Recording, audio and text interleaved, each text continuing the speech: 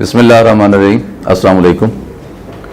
دوستو، آج کی ویڈیو میں پاکستان کے متعلق شائع ہونے والی واشنگٹن پوسٹ کی ایک رپورٹ پر گفتگو کرتے ہیں۔ دوستو، ویڈیو کو مزید دیکھنے سے پہلے میرے YouTube channel doctor Nazir Siddiqui کو سبسکرائب کریں،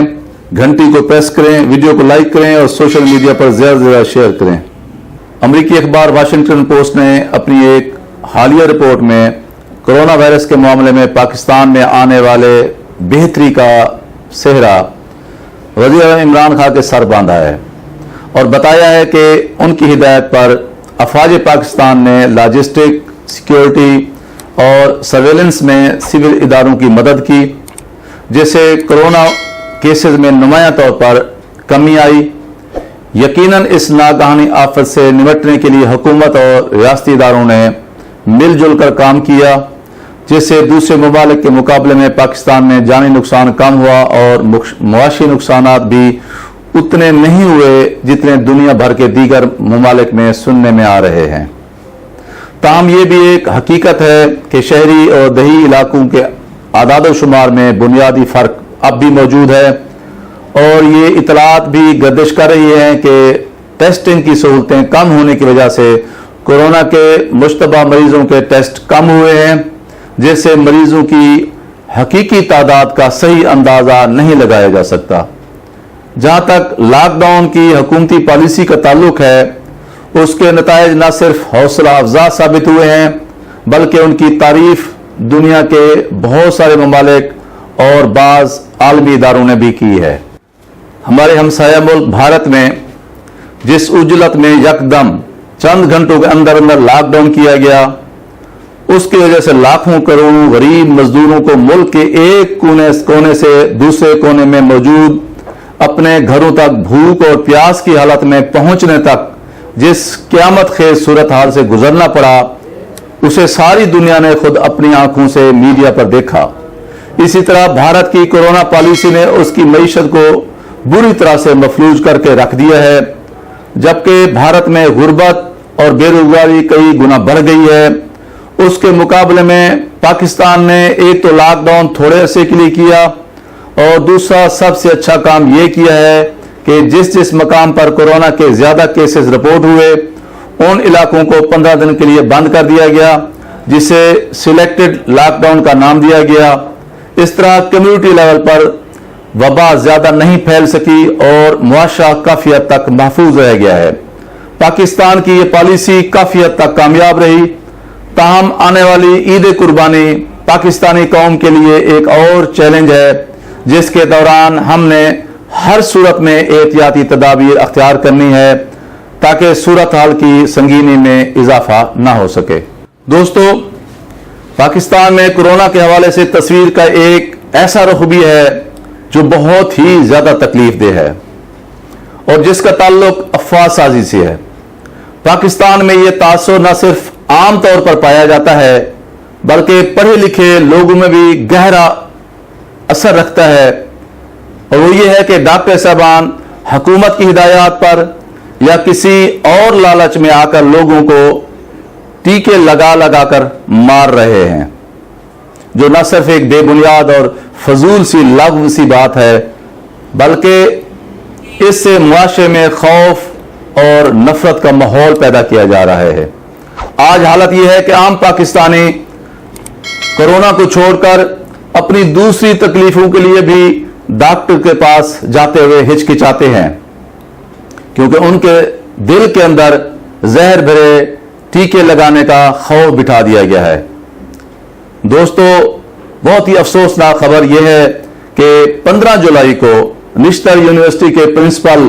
جناب ڈاکٹر مصطفیٰ کمال پاشا صاحب کا کورونا کے باعث انتقال ہوا، جس پر میرے ممدوح و محسن ڈاکٹر منیر اظہر صاحب نے انہیں اپنے اس شعر کے ذریعے خراج تحسین بھی پیش کیا، جو میں آپ کی خدمت میں پیش کرتا ہوں۔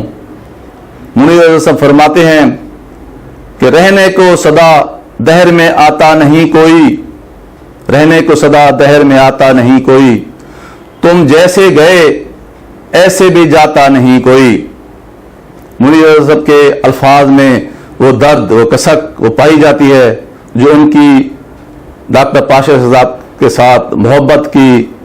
علامت ہے۔ اب مجھے کوئی بتائے کہ ڈاکٹر کمیونٹی کے لیے روشنی کا مینار سمجھے جانے والے بچپن کے ہونہار طالب علم اور جوانی کے قابل ترین ڈاکٹر اور اپنی ڈھلتی عمر میں دانش کی علامہ جناب مصطفیٰ کمال پاشا صاحب کو کس نے زہر کا ٹیکہ لگا کر موت کی نیند سلا دیا؟ دوستو، یہ ایک گھنونی سازش ہے جو نہ صرف ڈاکٹرز کے خلاف رچائی گئی ہے بلکہ اس سے سب سے زیادہ مریض اور پاکستان کا عام شہری متاثر ہو رہا ہے۔ آپ جانتے ہیں کہ ڈاکٹرز کو اور پیرامیڈیکل سٹاف کو کورونا کے محاذ پر فرنٹ لائن کا سپاہی قرار دیا جا رہا ہے کیونکہ اس محاذ پر ان کی سب سے زیادہ قربانیاں ہیں اور سب سے زیادہ اموات رپورٹ ہو رہی ہے۔ دوستو، پاکستان کی یہ خوش قسمتی ہے کہ وہ ان ممالک میں شامل ہے جو اس موذی عالمی وبا سے کم متاثر ہوئے ہیں۔ حالانکہ آج دنیا بھر میں اس وبا کے حملے پر پھر تیز ہونے جانے کی خبریں آ رہی ہیں۔ گزشتہ اتوار کے دن دنیا بھر میں 12,60,000 کورونا کے نئے مریض سامنے آئے ہیں، جو کہ ایک دن میں رپورٹ ہونے والے مریضوں کی تعداد کا ایک نیا عالمی ریکارڈ ہے۔ اب تک کورونا مریضوں کی مجموعی تعداد 1,43,00,000 ہو چکی ہے، جبکہ 6,02,000 افراد اس موذی وبا کی وجہ سے اب تک ہلاک ہو چکے ہیں۔ وائرس سے متاثر ہونے والے نئے کیسز زیادہ تر امریکہ، برازیل، بھارت اور جنوبی افریقہ میں ریکارڈ ہوئے ہیں۔ WHO کے ریکارڈ کے مطابق 10 مئی کے بعد 20 جولائی کو کورونا کے باعث ایک ہی روز میں سب سے زیادہ ہلاکتیں یعنی 7,360 ریکارڈ کی گئی ہیں۔ WHO نے یہ بھی خبردار کیا ہے کہ بھارت میں ابھی کورونا کا عروج آنے والا ہے، جبکہ اس کے مقابلے میں پاکستان میں کورونا کے مریضوں کی تعداد بتدریج کم ہو رہی ہے۔ جو لوگ پاکستان میں اس بیماری کا شکار ہوئے ہیں ان میں سے اب تک 78% لوگ صحت یاب ہو چکے ہیں۔ اتوار کو پاکستان میں کل 38 لوگ کورونا کی وجہ سے فوت ہوئے ہیں، جو اب تک ایک دن میں فوت ہونے والے لوگوں کی سب سے کم تعداد ہے، جسے وزیر اعظم پاکستان کی جانب سے کورونا کے متعلق عوام کی جان اور روزگار بچانے کے لیے متوازن پالیسی اختیار کیے جانے کا نتیجہ بھی قرار دیا جا سکتا ہے۔ پاکستان نے اپنے محدود وسائل، صحت کے کمزور نظام اور وسائل کی کمی کے باوجود